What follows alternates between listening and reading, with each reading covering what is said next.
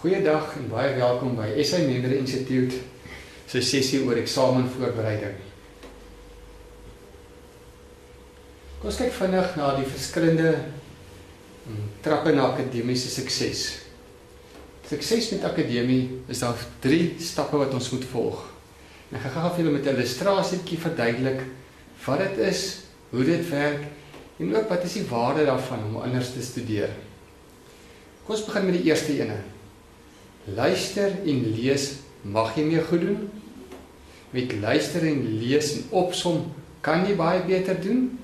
Maar as jy luister, lees, opsom en memoriseer, sal jy die heel beste doen.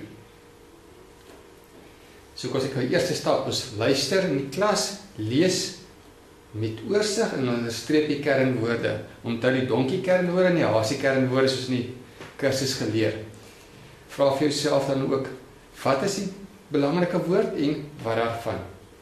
Die tweede is die opsomming. Gebruik jy 2 verskillende maniere, die breinkaart en of die kolommetode. Onthou dan ook dan met oorsig vrae te lees, vrae te lees en die opsomming te maak, die kontrole en ken. Die ook al onbekende oofvlok metode. Dan stap 3, die memoriseringstegnieke. Gaan kyk weer in jou handleiding, die 6 verskillende memoriseringstegnieke en gebruik die een vir die relevante werk wat vir jou die maklikste is om te gebruik.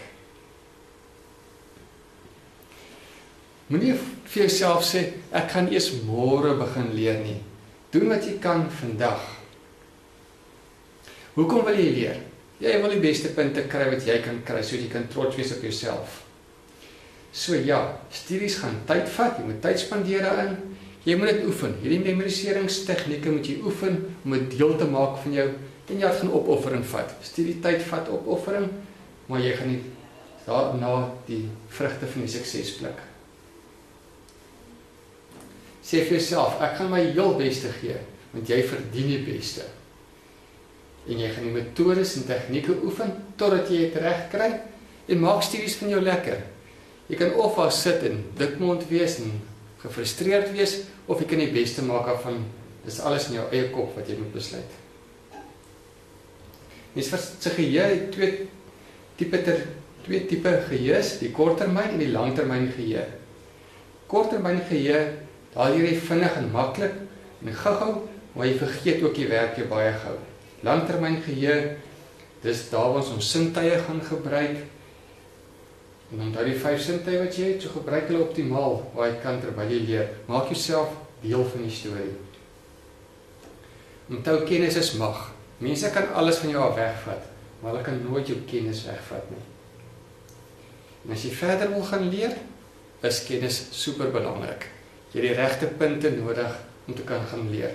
Nou nie dat jou toekomsdroom daarmee heen gaan, net omdat jou punte op skool nie nou reg is nie. Bietjie tyd wat jy nou insit, sal jy die res van jou lewe vrugte pluk daarvan. En leer om op jou eie te werk. Jy is verantwoordelik vir jouself. So werk dis bietjie sonder toesig ook. Deur te studeer word jou brein gedissiplineer en dit help jou brein om te ontwikkel en te help dink. Dis so 'n ontdekkingsreis, jy leer nuwe inligting. Vra mense ook om jou te help met inligting te kry en dit vir jou interessant te maak. So wat doen ek gedurende die eksamen? Konsentrasie en selfdissipline gaan hand in hand. Kom ons kyk na 'n paar faktore wat jou konsentrasie kan verbeter. Eet gesond en kry genoeg oefening in. Saam met dit is vars lig belangrik. Sorg dat die venster oop is. As jy by die huis kom, dat daar vars lig kan deurtrek. Ou lig maak 'n mens net moeg en uitgeput.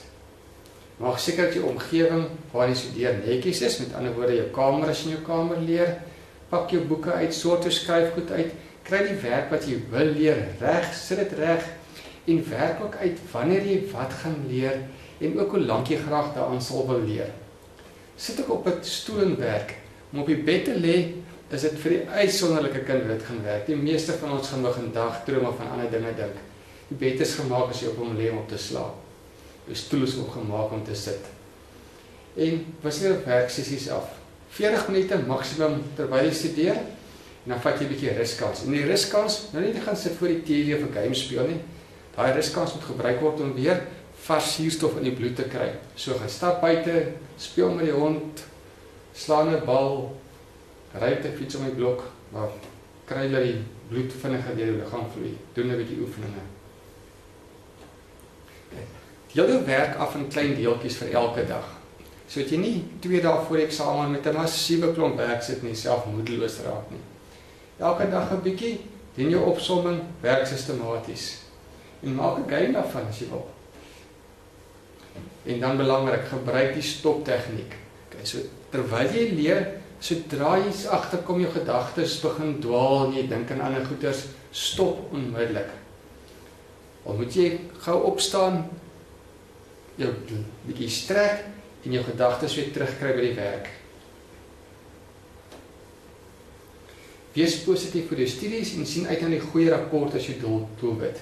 Dis iets waarop jy gaan trots wees as jy gekry het wat jy wou kry. En onthou, jy is 'n wenner. Baie dankie dat julle geluister het en sterkte met die eksamen wat voor lê.